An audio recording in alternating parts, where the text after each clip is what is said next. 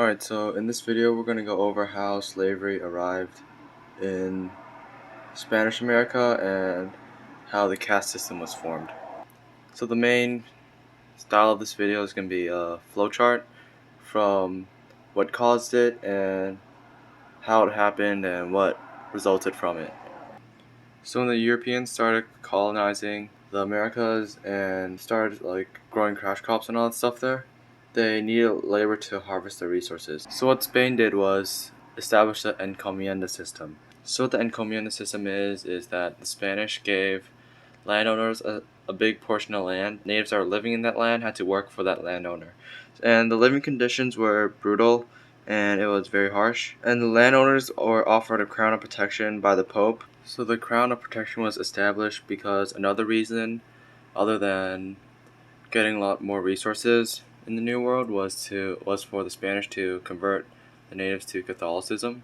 So the Pope issued this crown of protection where they protected the natives that convert to Catholicism, and they were protected in the encomienda while the other natives were not. In this way, it kind of forced them to stay in the system, and this led to them working for the landowners.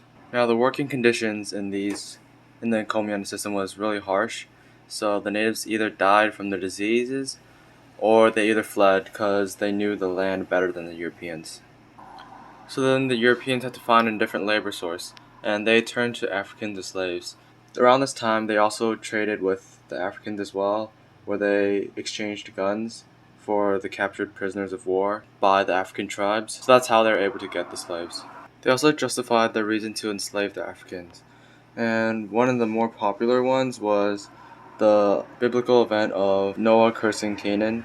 So they skewed it in a way where they interpreted it as Canaan being inherently inferior, and they also postulated that the Africans descended from Canaan, so that was their way of justifying that the Africans are inferior beings, and they can therefore enslave it.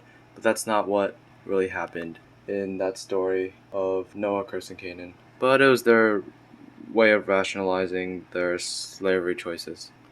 And the Europeans became better slaves in terms of the Europeans' point of view because they were immune to the diseases and they didn't know the land better than the Europeans, so that solved both of their problems with the natives.